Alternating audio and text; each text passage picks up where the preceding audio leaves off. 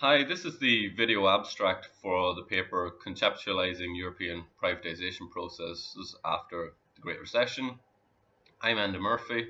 And Julian Mercille. We're both from UCD School of Geography and Planning in Ireland. So basically, what we're going to do is give you a bit of an overview of the paper's kind of key points, what it discusses more broadly, and what we think its implications are for other studies. Yeah, so the main phenomenon we're studying is the emerging wave of privatization, which is global but also in Europe. During the economic crisis, last 5, 6, 7 years, there's been a slowdown in privatization because of the crisis, but now there's really an emerging wave of privatization, and we thought we'd like to interpret it and document it. So we focus on Ireland and Europe, but it's really applicable to other countries as well. We use David Harvey's accumulation by dispossession concept loosely. In the literature, it's been used a lot, but mostly overwhelmingly for developing countries' experiences. So there's very little research about Europe and the West compared to other places in the world.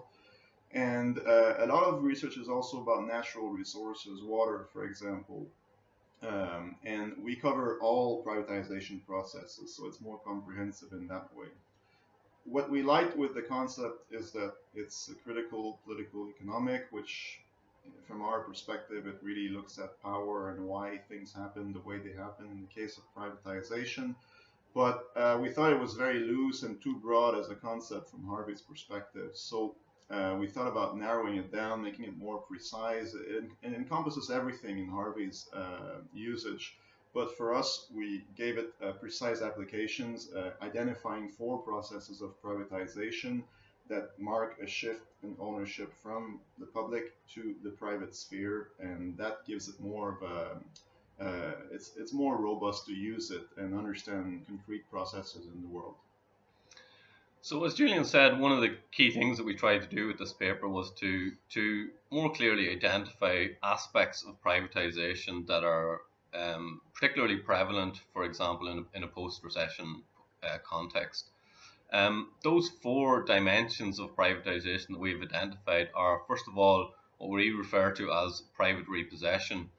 So this is typically assets that would have been nationalised by the state in the aftermath of the Great Recession. Very often these are assets of the banks. In Ireland's case, all of the main Irish banks were nationalised as a result of the economic crisis.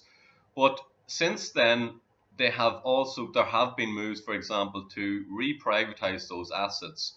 For example, Bank of Ireland has already been re-privatised, and the other banks are in the process of moving towards privatization in the relatively near future. So we refer to this kind of dimension as private repossession.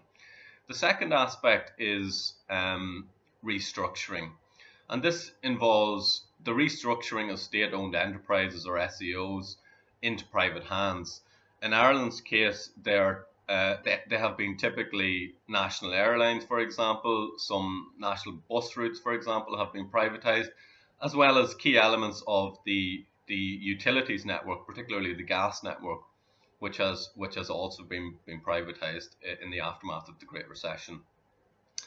So that's restructuring. The third dimension of privatisation that we refer to is commodification, and this probably relates to things like, for example, the movement of the private sector into spheres of the market which were spheres of the public sector which were not typically taken over by the market.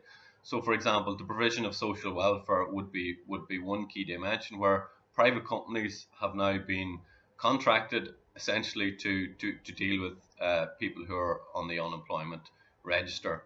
Another dimension of that is the commodification of assets such as guard stations and courts and so on, which would typically not have been associated with the market in the past. And the fourth dimension is public-private partnerships, and this is really the coalescing between the state and the private sector in order to produce services that would typically have been produced by the state exclusively in the past. So these are things perhaps like national infrastructure such as railway provision or roads provision, and others along with that.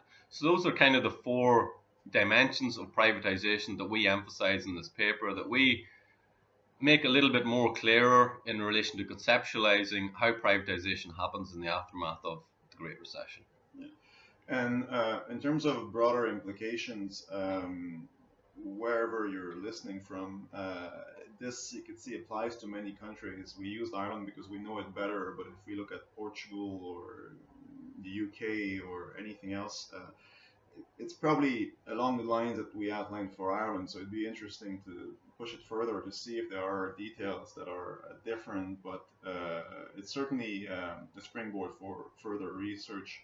In terms of progressive politics in general, well, it's quite obvious that if you have the private sector taking over areas of public ownership, it may or may not be good, but in many cases, it's detrimental to the common good. If you think about healthcare, for example, it's just an obvious one where it leads to bad health outcomes and it's more expensive when it's privatized. If you think about the banks and national airlines, for example, there's less accountability because it's in the private sphere. They do whatever they like.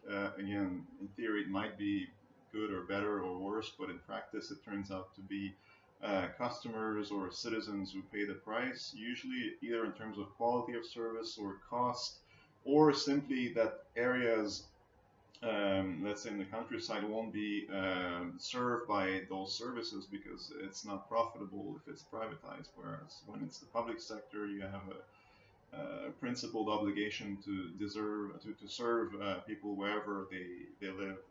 So it's important to track how privatization is going and resist it in many cases. And if we understand where it's happening, how it's happening, which is what our paper tries to do, then it's easier to kind of find solutions and counteract the processes that are ongoing. And I suppose finally, what we'd like to say is that the paper is written from a critical political economy point of view. So what we try to do is delineate how privatization is happening. So, for example, how private interests are taking over more and more aspects of social life, commodifying them, and so on. And all of this ultimately leads to a greater inequality. And that's, I suppose, the key message, in that privatization enables redistribution of the social product upwards. So more and more towards the 1%. And what we try to do here is decipher exactly how that happens. What are the key dimensions through which that occurs in the aftermath of the Great Recession. So thanks very much for listening to our video abstract, and we hope you find it interesting.